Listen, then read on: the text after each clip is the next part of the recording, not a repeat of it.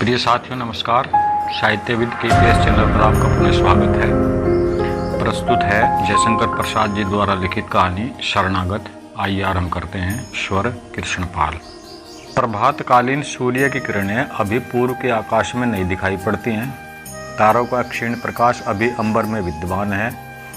यमुना के तट पर 2-3 रमणियाँ खड़ी हैं और 2 यमुना की उन्हीं क्षीण लहरियों में, जो कि चंद्र के प्रकाश से रंजित हो रही हैं, स्नान कर रही हैं। अकस्मात पवन बड़े वेग से चलने लगा। इसी समय एक सुंदरी, जो कि बहुत ही सुकुमारी थी, उन्हीं तरंगों में निमग्न हो गई। दूसरी, जो कि घबराकर निकलना चाहती थी, किसी काठ का सहारा पाकर तट की ओर खड़ी हुई, अपनी सखियों में जा मिली, पर वहाँ सुकुमारी नहीं थी। सबरोती यमुना के तट पर घूमकर उसे खोजने लगी। अंधकार हट गया, अब सूर्य भी दिखाई देने लगा। कुछ ही देर में उन्हें घबराई हुई स्त्रियों को आश्वासन देती हुई एक छोटी सी नाव दिखाई दी। उन सखियों ने देखा कि वह सुकुमारी उसी नाव पर एक अंग्रेज और एक लेडी के साथ बैठी हुई है। तट पर आने पर मालूम हुआ कि सिपाही विद्रोह की गड़बड़ से भागे हुए एक संभ्रांत यूरोपियन दंपत्ति उस नौका के आरोही हैं। उन्होंने सुकुमारी को डूबते हुए बचाया और इसे पहुंचाने के लिए ये लोग यहाँ तक आए हैं। सुकुमारी को देखते ही सब सखियों ने दौड़कर उसे घेर लिया और उससे लिपट कर रोने लगी। अंग्रेज और लेडी दोनों ने जानना चाहा, पर वे स्त्रियाँ कब मानने वाली थी। लेडी साहिबा को रुकना पड़ा। थोड़ी देर में यह खबर फैल जाने से उस गांव के जमींदार ठाकुर किशोर सिंह भी उस स्थान पर आ गए। अब उनके अनुरोध करने से विल्फर्ड और एलिस को उनका आतिथ्य स्वीकार करने के लिए विवश होना पड़ा, क्योंकि सुकुमारी किशोर सिंह की ही स्त्री थी जिसे उन लोगों ने बचाया था। चंदनपुर के जमींदार के घर में, जो यमुना तट पर बना हुआ है, पाई बाग के भीतर एक रविश में 4 कुर्सियां पड़ी हैं। एक पर किशोर सिंह और 2 कुर्सियों पर विल्फर्ड और एलिस बैठे हैं तथा चौथी कुर्सी के सहारे सुकुमारी खड़ी है। किशोर सिंह मुस्कुरा रहे हैं और एलिस आश्चर्य की दृष्टि से सुकुमारी को देख रही है। विल्फर्ड उदास हैं और सुकुमारी मुख नीचा किए हुए है।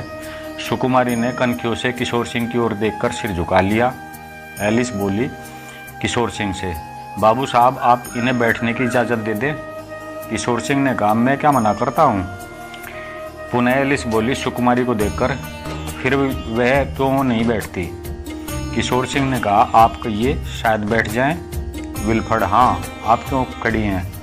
बेचारी सुकुमारी लज्जा से गड़ी जाती थी। एलिस सुकुमारी की ओर देखकर बोली, अगर आप न बैठेंगी तो मुझे बड़ा रंज होगा। किशोर सिंह ने कहा, यूँ न बैठेंगी, हाथ पकड़ कर बैठाइए। एलिस सचमुच उठी, पर सुकुमारी एक बार किशोर सिंह की ओर वक्र दृष्टि से देखकर हंसती हुई पास की बारहदरी में भागकर चली गई। किंतु एलिस ने पीछा न छोड़ा। वह भी वहीं पहुंची और उसे पकड़ा। सुकुमारी एलिस को देख गिड़गिड़ाकर बोली, क्षमा कीजिए, हम लोग पति के सामने कुर्सी पर नहीं बैठती और न कुर्सी पर बैठने का अभ्यास ही है। एलिस चुपचाप खड़ी रही। वह सोचने लगी कि क्या सचमुच पति के सामने कुर्सी पर न बैठना चाहिए। फिर उसने सोचा, वह बेचारी जानती ही नहीं कि कुर्सी पर बैठने में क्या सुख है। चंदनपुर के जमींदार के यहाँ आश्रय लिए हुए यूरोपियन दंपत्ति सब प्रकार सुख से रहने पर भी सिपाहियों का अत्याचार सुनकर शंकित रहते थे। दयालु किशोर सिंह यद्यपि उन्हें बहुत आश्वासन देते, तो भी कोमल प्रकृति की सुंदरी एलिस सदा भयभीत रहती थी। दोनों दंपत्ति कमरे में बैठे हुए यमुना का सुंदर जल प्रवाह देख रहे थे। विचित्रता यह है कि सिगार न मिल सकने के कारण विल्फर्ड साहब हुक्का गुड़गुड़ा रहे थे। अभ्यास न होने के कारण हुक्के से उन्हें बड़ी अड़चन पड़ती थी। इस पर सिपाहियों के अत्याचार का ध्यान उन्हें और भी उद्विग्न किए हुए था, क्योंकि एलिस का भय से पीला मुख उनसे देखा न जाता था। इतने में बाहर कोलाहल सुनाई पड़ा। एलिस के मुख से ओ माई गॉड निकल पड़ा और भय से वह मूर्छित हो गई। विल्फर्ड और किशोर सिंह ने एलिस को पलंग पर लिटाया और आप बाहर क्या है सो देखने के लिए चले। विल्फर्ड ने अपनी राइफल हाथ में ले ली और साथ में जाना चाहा, पर किशोर सिंह ने उन्हें समझाकर बैठाया और आप खूंटी पर लटकती तलवार लेकर बाहर निकल गए। किशोर सिंह बाहर आ गए। देखा तो 5 कोस पर जो उनका सुंदरपुर गांव है, उसे सिपाहियों ने लूट लिया और प्रजा दुखी होकर अपने जमींदार से अपनी दुख गाथा सुनाने आई है। किशोर सिंह ने सबको आश्वासन दिया और उनके खाने पीने का प्रबंध करने के लिए कर्मचारियों को आज्ञा देकर आप विल्फ्रेड और एलिस को देखने के लिए भीतर चले आए। किशोर सिंह स्वाभाविक दयालु थे और उनकी प्रजा उन्हें पिता के समान मानती थी और उनका उस प्रांत में भी बड़ा सम्मान था। वह बहुत बड़े इलाकेदार होने के कारण छोटे से राजा समझे जाते थे। उनका प्रेम सब पर बराबर था, किंतु विल्फ्रेड और सरला एलिस को भी बहुत चाहने लगे क्योंकि प्रियतमा सुकुमारी की उन दोनों से ने प्राण रक्षा की थी। किशोर सिंह भीतर आए, एलिस को देखकर कहा, डरने की कोई बात नहीं है, यह मेरी प्रजा थी। समीप के सुंदरपुर गांव में वे सब रहते हैं। उन्हें सिपाहियों ने लूट लिया है, उनका बंदोबस्त कर दिया गया है, अब कोई उन्हें तकलीफ ना आए। एलिस ने लंबी सांस लेकर आंखें खोल दी और कहा, क्या वे सब गए? सुकुमारी ने कहा, घबराओ मत, हम लोगों के रहते तुम्हारा कोई अनिष्ट नहीं हो सकता। विल्फ्रेड बोले, क्या सिपाही रियासतों को लूट रहे हैं? किशोर सिंह ने कहा, हाँ, पर अब कोई डर नहीं है, वे लूटते हुए इधर से निकल गए। विल्फ्रेड ने पूछा, अब हमको कुछ डर नहीं है? किशोर सिंह ने कहा, आपने क्या सोचा? विल्फ्रेड बोले, अब ये सब अपने भाइयों को लूटते हैं तो शीघ्र ही अपने अत्याचार का फल पाएंगे और इनका किया कुछ न होगा। किशोर सिंह ने गंभीर होकर कहा, ठीक है। एलिस ने कहा, मैं आज आप लोगों के संग भोजन करूंगी। किशोर सिंह और सुकुमारी एक दूसरे का मुख देखने लगे। फिर किशोर सिंह ने कहा, बहुत अच्छा। साफ दालान में 2 कंबल अलग अलग दूरी पर बिछा दिए गए। एक पर किशोर सिंह बैठे थे और दूसरे पर विल्फ्रेड और एलिस। पर एलिस की दृष्टि बार बार सुकुमारी को खोज रही थी और वह बार बार यही सोच रही थी कि किशोर सिंह के साथ सुकुमारी अभी नहीं बैठी है। थोड़ी देर में भोजन आया, पर खानसामा नहीं। स्वयं सुकुमारी एक थाल लिए है और 3-4 औरतों के हाथों में भी खाद्य और पेय वस्तुएं हैं। किशोर सिंह के इशारा करने पर सुकुमारी ने वह थाल एलिस के सामने रखा और इसी तरह विल्फ्रेड और किशोर सिंह को परोस दिया गया, पर किसी ने भोजन आरंभ नहीं किया। एलिस ने सुकुमारी से कहा, आप क्या यहाँ भी न बैठेंगे?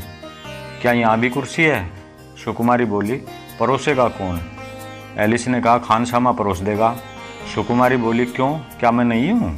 किशोर सिंह बोले, जिद न कीजिए, ये हमारे भोजन कर लेने पर भोजन करती हैं। एलिस ने आश्चर्य और उदासी भरी एक दृष्टि सुकुमारी पर डाली। एलिस को भोजन कैसा लगा सो नहीं कहा जा सकता। भारत में शांति स्थापित हो गई है। अब विल्फ्रेड और एलिस अपनी नील की कोठी पर वापस जाने वाले हैं। चंदनपुर में उन्हें बहुत दिन रहना पड़ा। नील कोठी वहाँ से दूर है। 2 घोड़े सजे सजाए खड़े हैं और किशोर सिंह के 8 सशस्त्र सिपाही उनको पहुंचाने के लिए उपस्थित हैं। विल्फ्रेड साहब किशोर सिंह से बात करके छुट्टी पा चुके हैं, केवल एलिस अभी तक भीतर से नहीं आई, उन्हीं के आने की देर है। विल्फ्रेड और किशोर सिंह पाई बाग से में टहल रहे थे, इतने में 8 स्त्रियों का झुंड मकान से बाहर निकला।